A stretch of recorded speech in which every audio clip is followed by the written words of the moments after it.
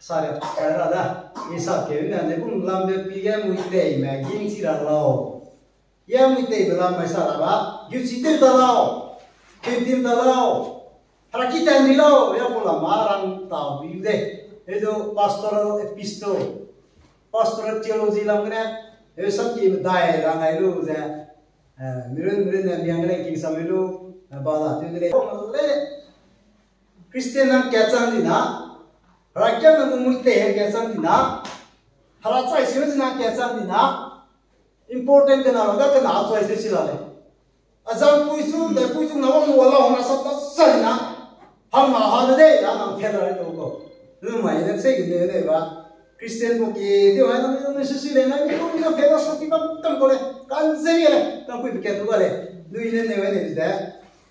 Christian ing ting ya na ing ting de ja. Raka kelum ba hanga thauti he na mana hante na ba kya thauti he ka kelum mana ba kya de na hante na de pa lo ibin nyale ne ko na ro ge ne ne de ba ka ni mang ngai da ne ka kelum be ile thauti bi nya la thauti bi na ro ga ka kelum de important mi ba kya ni important ka na ro ga na bi kan te mi ase bi ne ne ke da ka ne da they very Christian thing there that muite there that babu kyan ki na babu kyan ki be ile kalung kan na ro noi kalung kan ki ile na babu kyan ki ile be se ngi ba pi ne le sab sa ya ra kalung ki ba thokam le ni ba to ne Christian thing ya ra kalung ki thokam le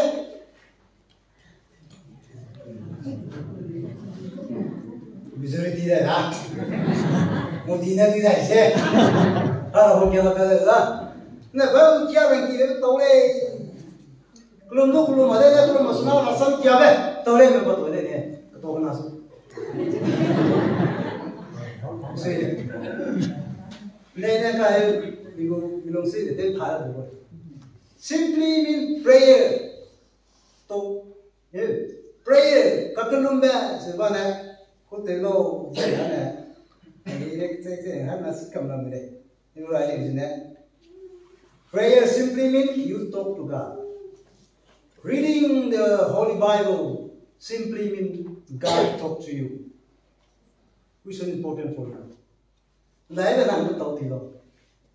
Kalau belum mana harus memperoleh, tapi kalau ya boleh. Kalau reading the words of God, iman sang kiam sana, God speak to you, God talk to you, God talk to me. Tingwang na lah sebab pause. Nene ni nene mak kelum kiri tidak, Kamu क्या किया सेले Christian ring ting muite during ting du, pastor di kon mana putra orang tadi tu, pastor di kon baru kelum sampai sama, Jangan sampai, saya ni meramu, kiri meramu tu siapa kalau kelum salah, meramu dia kalau kelum marah kita salah tu dia salah, apa ni, tak betul.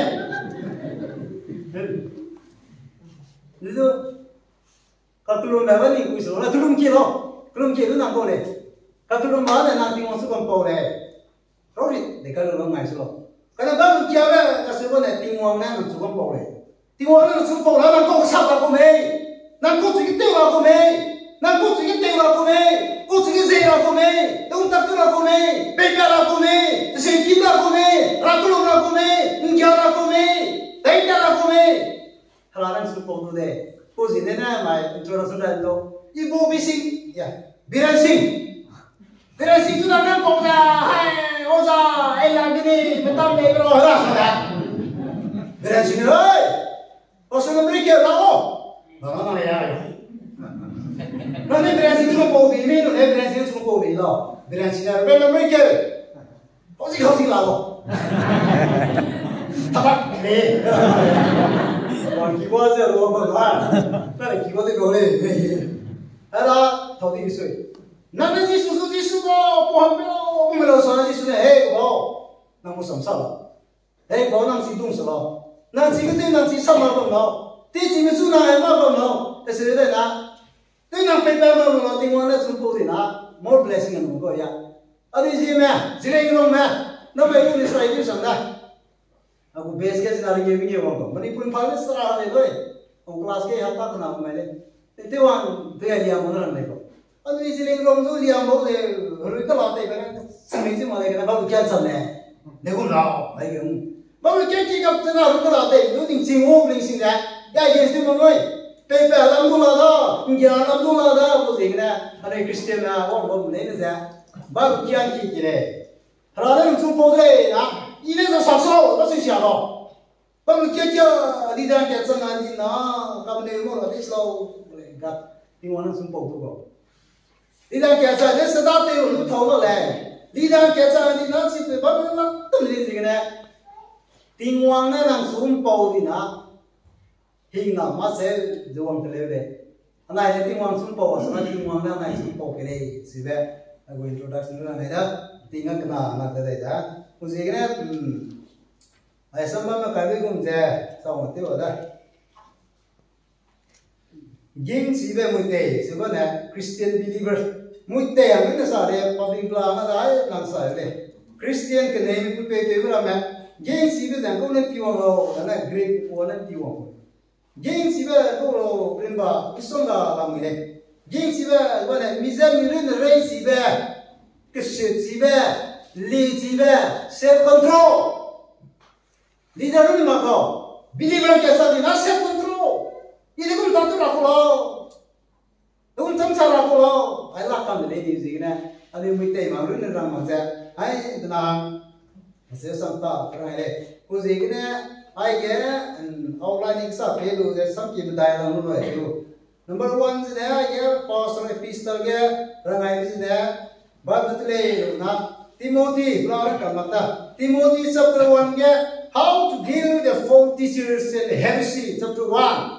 Đại cũng vậy, họ chẳng nói cái mình có số số mà, cái tay cái đẹp mà, đi đi, gunning chính tay luôn đó, họ chẳng nói tay cái đẹp mà, chỉ mình đi cần chút đấy, con này mình xuống phao đâu, chỉ nói này, chapter 1, chỉ là cái này, cô là xong đấy, Timothy 1 cái là mấy, và cái nào mình kêu đây này, instruction and prayer and public worship, đại cũng mình tác đấy chứ. Public ramai, halasun kau ramai, halasun kelum ramai, asyik bam ramai tu sih ya, chapter 2 ke ram cicak kali ramai le, nute ramai, asyik pula na nak kita introduction, guideline, and pastor and deacon offices.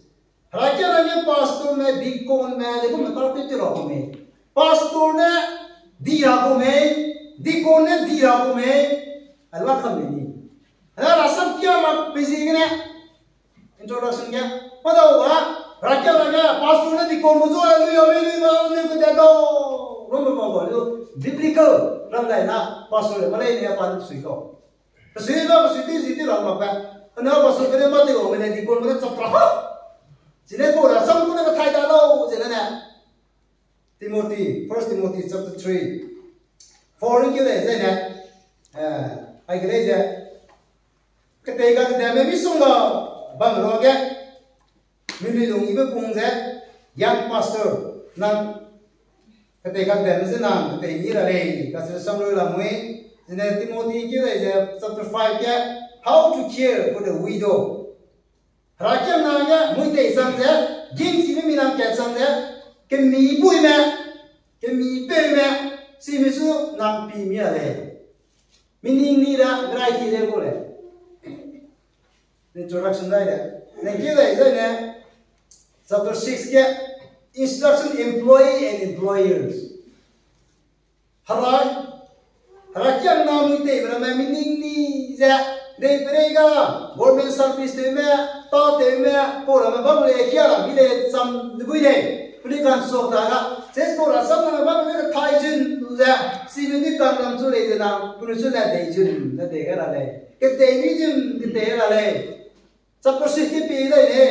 Nang nanti lah, berulang je, nang master pursuit vision, nanti lah instruction about employers. Anu ni naga naga selo ni Amerika utara kan, ayah ni nu kalau mau pasuk kita lah tu je. Meram kita ni ramah government service dah temram ni ya, harap kita jen ni belum naga. Nama aku baru pendu ramai, Korea ke begitu lah, driving license terlalu sesuai. Aku lecture pilihan tu lah. My class ke ekte dia.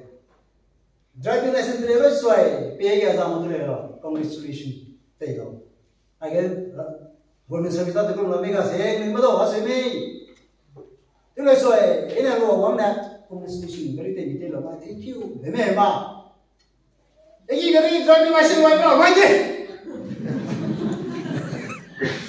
chỉ có xe cả thôi người ta xin được nói hiểu rồi mình nào nói thế cái thế nên nó quan trọng giống tây dân tây lo ai là nó hà sam có gì cũng lấy gì đó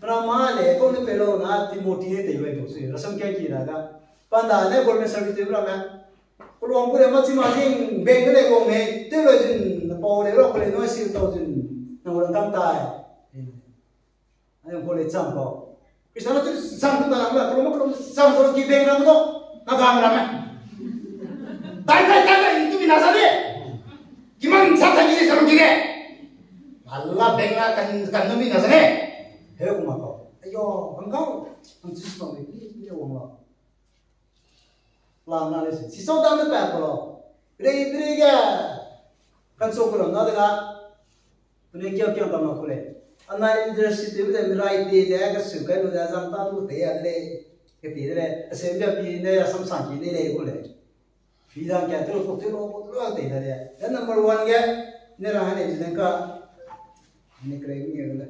Number 1 के इधर आने नहीं इसने 2 Timothy chapter 3 verse 16 2 Timothy 3 verse 16 के क्या पता है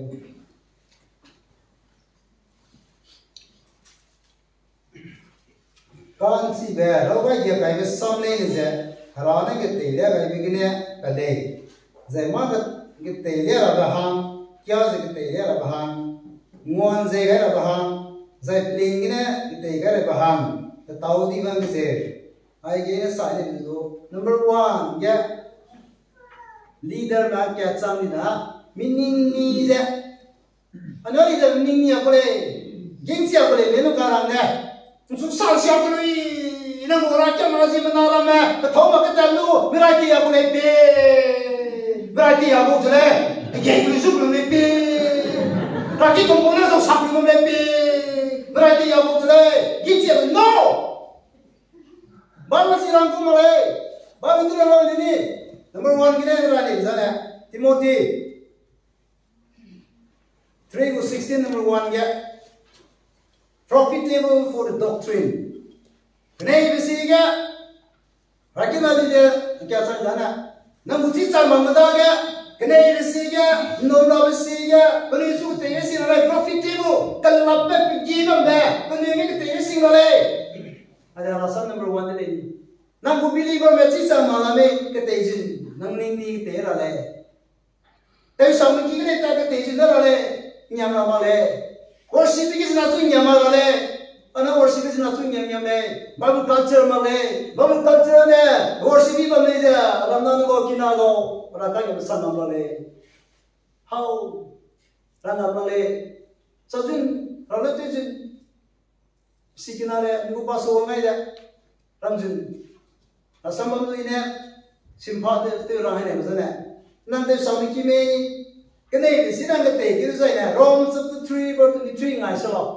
sine tu le ram no all have sinned and come to the glory of God ai menam ni kam di le zimbo translation ke lo sa ma bi la le sra ko bi ne all have sinned and come to the glory of God so ai na mu tip kam di bi sigre haranye di na ni tum sang la ti de haranye di ham sang la ti de ham sang la ti me we comes to the glory of God kinaro nang du idu mu ti di bi sigre haranye di ga ham sang la ti de comes to the glory of God not only you including me kinaro number kana kyu de na Romans 3:26-23 For the wages of sin is there.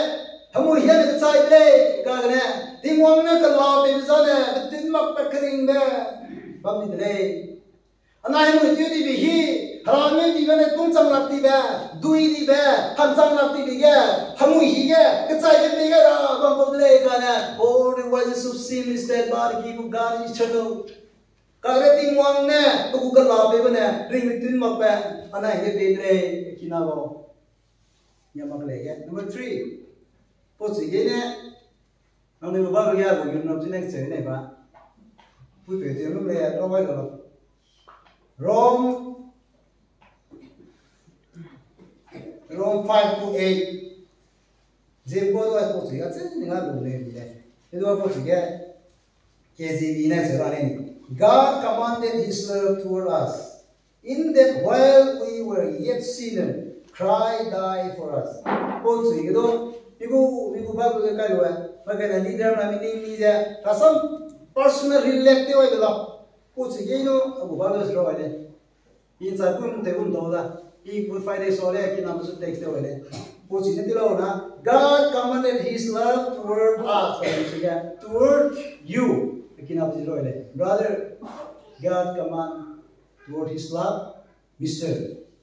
Number 2 and while you were while nang amui tem la ge Krista nang ha na chai le ngu Bible secret note lo ask us sige me rame God commanded his love toward us toward me in that while I am yet sinner Christ died for me Pirin na personal relative is na rasam do chokan de le o je na yun no ne ba ba yari ye lo hara hum me ja hara pa ko hum me asute ya le as ka se sige mi ye kai lo ji ne ro lo pa na se while I am yet sinner e mu te lo ge Jesus Christ na ne sai le very meaningful ga ne se ne leader ma me ane ge te ra le meaning ni ja ra ke no doctrine se ge ja ram sin pra ra ne je family worship tu ne ra de ne je na mina am tu le ya ma ja ra ku me ku le ya la nam le nam ram ko ngai slo no e pi tu kalau mau order, so sampai tu lah ni saya tu boleh tidak. Kalau ada yang mana si saya beri, lalu mana orang si saya. Banyak ni kau ile kita kile,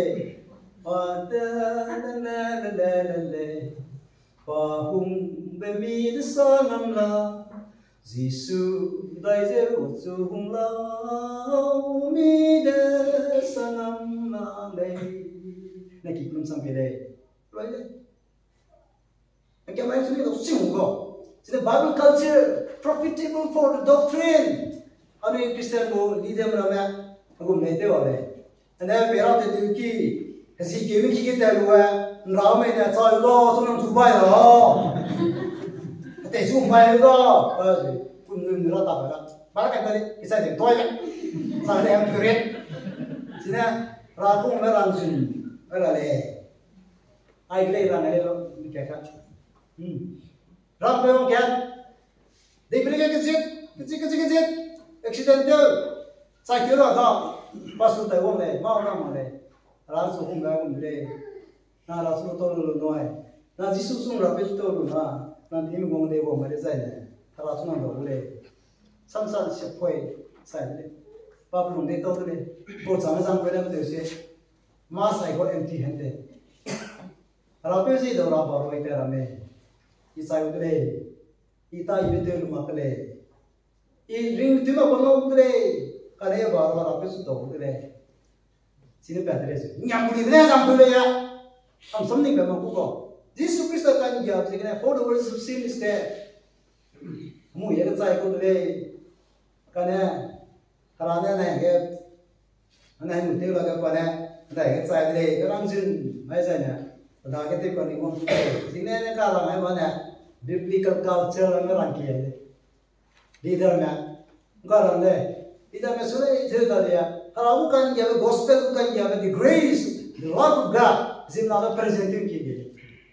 Number 2, ayat Timothy kita itu, bukan kiai kita number 2 for reproof, simply rebuke them. If they doing something wrong, rebuke them. Idah kata ni sunnah, mereka yang bukan itu kalau ni so, ini apa ni sih? Ngozir nama haram pun, imbat itu orang. cái tháo cái bơm mặt thì na nhà máy lo bữa nay chỉ cule ai để leader bữa đi làm này cái chỗ nhà máy là thì con phải lúc ta cũng mi nhà máy là bắt sụp cái lúc to là cũng mi nam leadership mà cái nó take risk nó là cũng đấy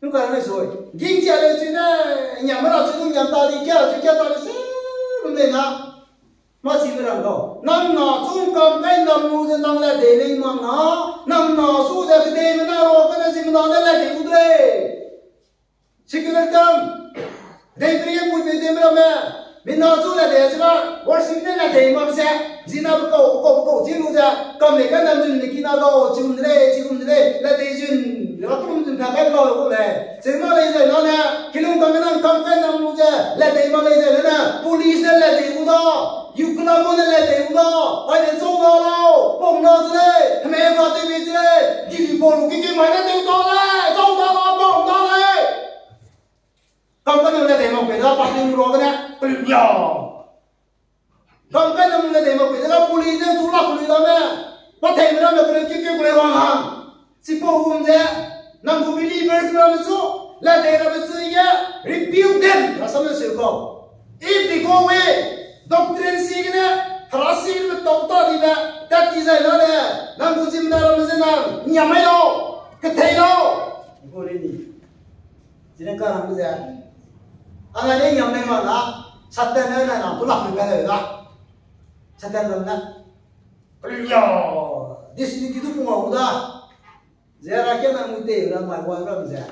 Rebuke them. Like the believer, in Yamabe, Cassie, Sira.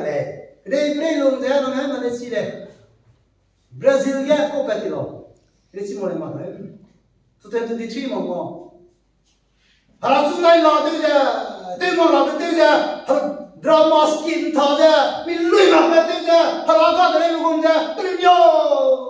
Chiaro, mi chiaro di nero play, di dan suita di sucielo, non di Google settimane, Brazil 2023, Sarago, Haralu kumrin mati wale, Harami, di luda, kiu wangang, go kiu wangang, Harasuna la di bisigna, dei brega, world history, dei brega tu aja kaiba, lot kamana, ting kai ku meja, simna na ki tu tip jadi lo, ki na ki bu sia di lo. Signa rebuke them. Nang kusi mena, thong mau kia là kia là tì tao đi, thong mau tì thế này nhà máy bây giờ, Haralung cũng invite tiêu base lo, last year risk là này đi tới tới đâu này này, Brazil của history bia này, yun mà rất suy cô là, pas mà rất xấu rồi nè, Brazil của sao, mà mình bên này cũng kia cái gì, the mockery of God, mockery God này, Harasu, hắn nuôi thế vậy, đó là bên này, buồn cái tập cái này Brazil, phải chọc. History sarala sila ko na pala. Inyam na suy na inyam ay dalo. Eko le. Liza kya samla. Nukala na soy. Mirai ti re sunete. Mera tu makya. Example tu raki to motere. Again. India ramu dilang go pa atle. Pa to ting. Yusi sa ro kyon tim so sa sak. Rakam na ni de na ko mai ku cheri biu dem. Eko le. Apa cik ini, langsung tu itu mak, hebi nak susah mengolah apa. Kaki tu boleh, na, kalau na mau kalau boleh na, kalau tu tu jin, tu lah. Brazil history ni ada, kau tebi na orang pun se. Si cik ini, aku mesti bang saya lupa tu review deh, boleh. Pasal pistar ni boleh di dalam nama. Ini ramai ni cikam lah deh. Itu seorang apa cik ini? Seorang ada.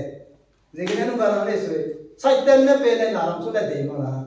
As leader, merai lagi, kesulitan gini gini, nyamai bengsun rukuli lu sada, atau tu tu, oh, lalu ni pin deh di mana cikgu leh, apa orang pun saya deh. Thank you so much, lu kan langsung. Gopal lah, betul betul saya, pensil kamu very good, captain very good, kata orang saya. Kasa dah, apa itu dah pulau, macam mana? Untuk tu kimiam. Ima dah, orang mana tu yang mana tahu dah di sini. Nama saya ni deh, nak suruh mana? So kan siapa? cũng gì cái này rakyat nó suy tiền mà mẹ rakyat nó sẽ cái tổng tiếp ta gì lên nào cái này tiền rồi tiền à nên nhà phải chút rú cái gì đó sa đây đấy nè thầu cái ông play cái này đây gì đấy sẽ tiền rakyat nó mình là thì ông là thì sẽ bắt xem này đó cái này là number 3 for correction. Correction simply means the acts of offering an improvement to replace. Correction. But we never talk about it. Say don't know kana ka nyam macam nyam no. Asam orang no. Apa kena dia correction. Boleh suruh correction tu lah. Saya tahu mah juga langsung. Tapi bapa kasih ni deh lah. Kalau bapa bukti singgah deh. Jadi kita posisi kita je. Kita je ka secular lah macam kerana mana. Naturalism theory, evolution theory, natural theory mana tu orang se. Kita je hasil mana na. Harapan orang kau boleh. Mungkin sains tu cakap nama. Single cell, double cell. Hatu itu mali ya. Cina ni ya. Mampu ikan apa? Nama mampu ikan dah kata. Memang evolution theory, Dr. Darwin theory. Misalnya aku tinggal pasal 1859, Dr. Darwin, 1859. Asal itu bang tu dah evolution theory kan tu dekat. Dia cakap nama puih dia tu, nama puih dah. Cakap tahu keli badai. Cakap zimna ramah tahu keli orang zimna kau ni nampak kau ni. Jadi tak kau bang nama. Ni dia.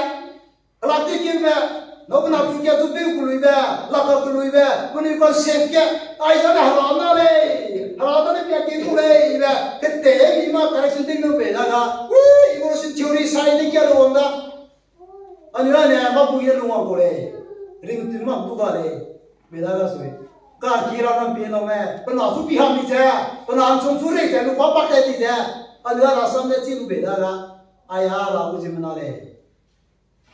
Ina sudah tercaya mula me, nuipuan sang tercaya mula lah sudah. Karena ui korang tu se, le kering itu kali. Anu ni ada sesuatu evolution theory. Tahu ni sesuatu kau ring ni apa kau lebih dah, kita sudah lak lebih dah. Nang orang kaya nanya, aku nak kau lalu saya yang rai ni, lu saya pulang nang jen, kena pui kau. Anu ni ada evolution theory kan nak buat mana? Pada human being le, pada sebenarnya le. Harapnya sih mana tu asal saya tengok mai kau le, tu bina asal tu pelan macam sambil ni. Dan ini dalam muka lang ni so. Gin sih mute, sih mute ya. Gila dalam pelan merang macam ni. Susun rupul ini tu, ane duty le. Dan mungkin number 4. Sungai lagi tinggal lagi. Number 4 ke? Instruction for righteousness. The Bible sambandha I get 2 Timothy chapter 3 verse 16. Instruction for righteousness. Aro kadai le. Sida ko telo je na na ka na ne. Kan je be ka peling ye lung ra tu na ne te bela. Rasam ne apurang orang kam ma dire. Kan da doctrine se ke to ma ka ni ti la se tu ni je ka te jin ne bela.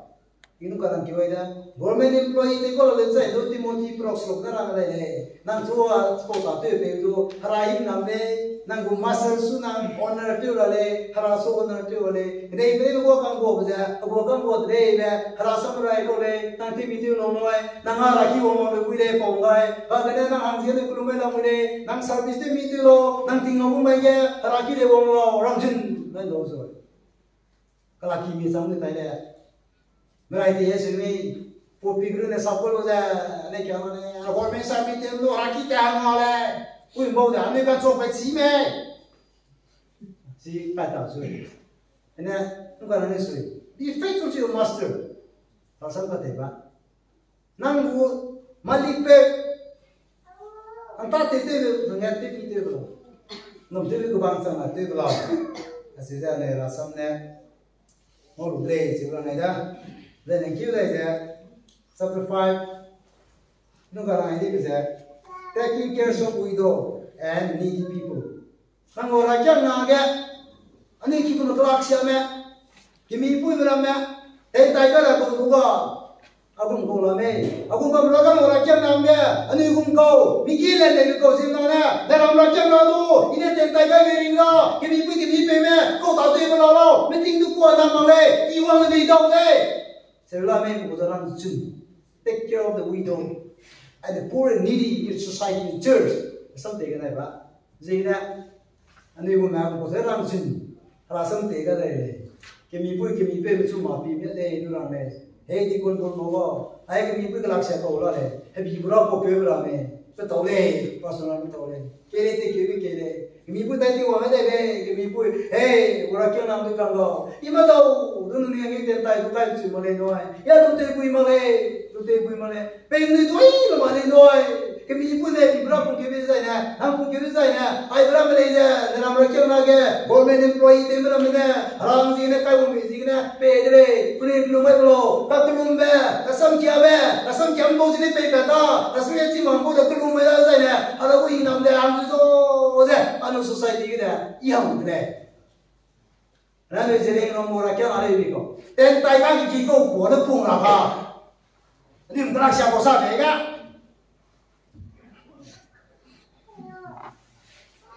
cái này nó mình kia nó lao quay cái sao cái gì mà nó lao xa cái là lấy bút chả cái gì mà cái gì là mà câu luôn là sai cái này à bị chúng cái làm nó suy tiền cái này mà nó cái này cái nào trong tầm chỉ suy nghĩ như vậy cái này đâu đó ai cả nó xúc lắm chỉ không có là dễ đâu bởi vì người ta thấy vậy năng right đi đấy thì mình vui cái mình về chỗ này làm chuyện này lo CBD cái chỗ nào counseling cái chuyện này lo năng lúc kia phải làm cái này sẽ phải làm chuyện này lo sẽ phải làm sao để câu này gì cái này detail thế rồi nó làm cảm ta để highlight về đấy anh ấy cái mình về mà lại mình xem anh ấy đây đem care đi rồi Christian ministry cái mình được lại cái sáng tạo làm rồi cái mình lên cho bị sila cái này cái mình về mà mình kia pa rồi coi là ngam này đi ra cái sáng đi làm ta làm là những cái chơi liều chơi là cái mình về mà rồi coi về làm đàn khi mấy là có cái đồ lọc sáng ra rằng khi nó gì mà ta nhau cũng đều ra ôi đây năng này cả cái ministry các cái đấy đi đi đâu chỉ để cái mình vui mà làm à cái này rồi coi là có sao đó có sao đó có cái cái mình chơi được những gì để chỉ để mình sinh tạo được có đấy nè nó làm gì cái nó mà có thêm giải suy đấy hà la u học quan cái đây cũng suy ra bằng leader thế mà Matthew chapter 6 verse 20 Lord's prayer Thy kingdom come thy will be done O Lord as in heaven clear now what's it yeah qua haragu quang cái đây lùng suy đấy ang daga bằng người Christian theo đấy leader mà suy nó mặc vậy haragu quang cái đây lùng suy đấy người ta mà tập cái con malo trong my class này làm nếu đấy cái số person mà ai bị đây này Matthew chapter 21 verse 43 very important Matthew 21 verse 43 ai get the rolo thế nào haragu quang cái đây để Israel mà nghe bể đi cô đấy Israel mà nghe haragu quang cái đây bể này đấy đúng chưa để tiêu gì bằng đó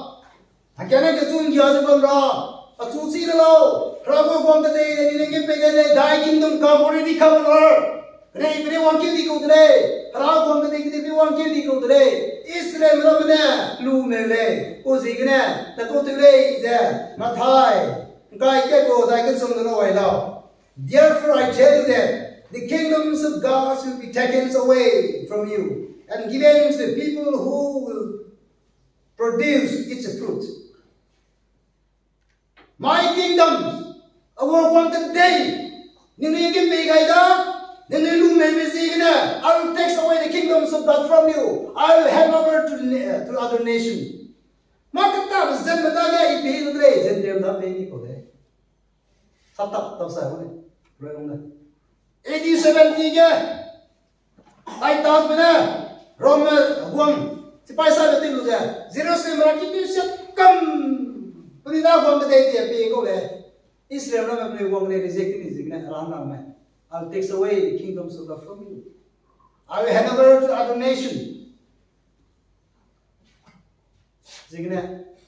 Because in Israel na क्या कर रहे हैं? Israel में 1948 May 14 May 1948 में Israel independent हो को.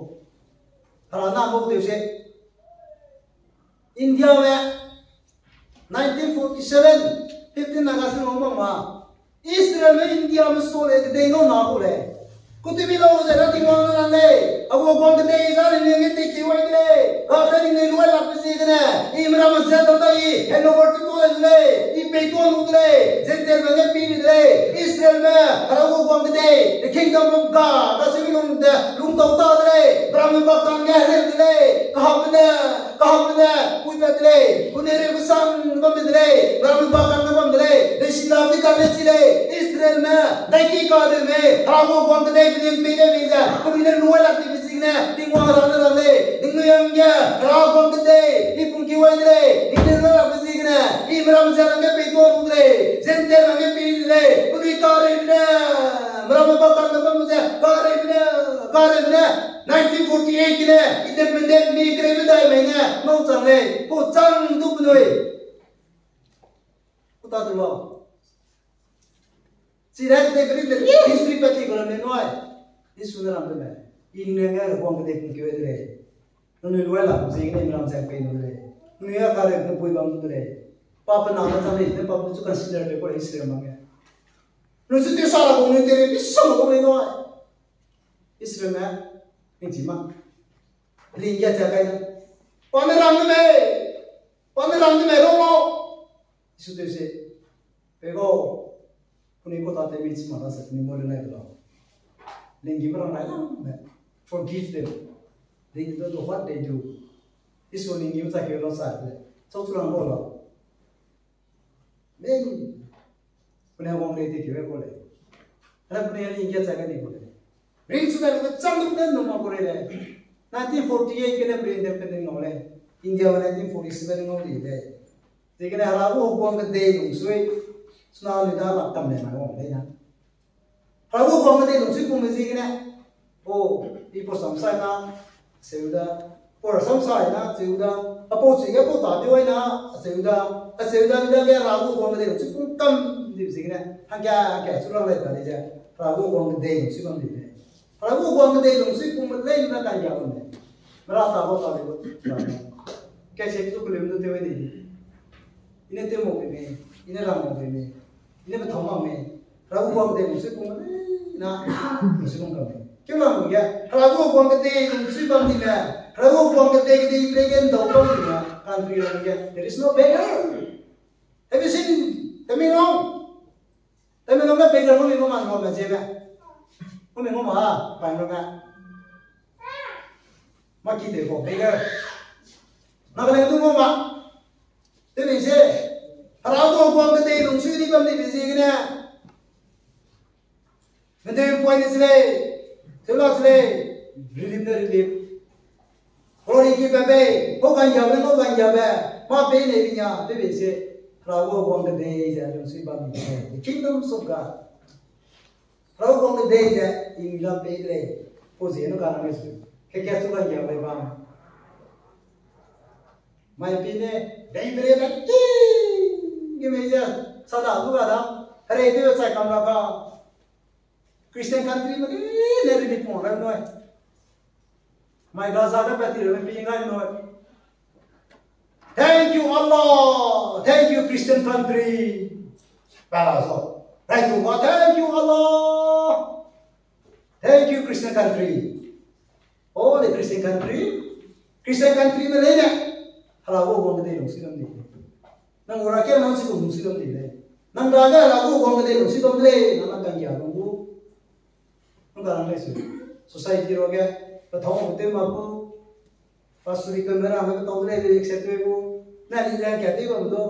Halago buang kedai muslim dah betul le na. Unda kedai ro bambu, kanyam ro bambu, jam ro bambu.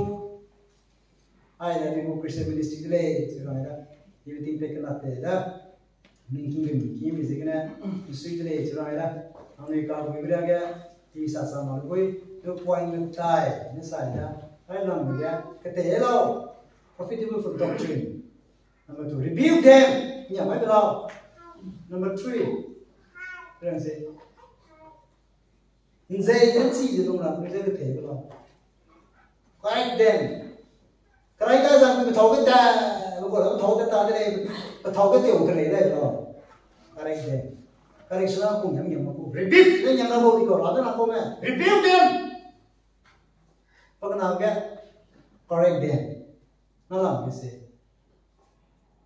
Instruct them to live the righteous life. Can giờ gặp đến cái lúc nào cái thể dừng nên là ai đã đi Christian ngồi đi đâu ngồi đi thì họ lê cho ai đó nên mà giờ lúc nào đó họ ghi con dạy này sắp cái gì kia bây giờ nên mà đây cho ai đó anh nó làm cái thằng ấy cũng vậy mà đó thế chỉ muốn lấy đi ra thế mà đó thì cái này xong một số cái số nào cũng có để bề mình cũng sang để ira sao gì cái này rồi cũng aku ministry kuma lo chulang da patana ge go study yang le mai on san tap te ge aku academic din da mari mane ni kuna kole ang go assignment da te ko lo ang go dissertation paper that June 3 to 6 ke mo ni sigana submit te me ang synopsis da loi de me that 3 to 6 ke class man le ya sir yimani pura le ma pi da do your duty and do our duty also. Bahasa itu pun lain cara. Nah, itu melo paper orang nanti sih orang jadi think get piece orang pera. Ada yang jadi sih dek kami ko maka bisa orang sampai sana kola. Rani jare sih ini rasa bangsa. Jadi kalau tuh itu no, pera ini sih kita tapi ini ya dia baru mau sampai, ini baru mau sampai. Jadi sini kan nama ni belum ada orang harus pakai dah. Orang ini biasa saya nak cakap mana mungkin dia, asal dia, kita tu boleh, dia harus pakai.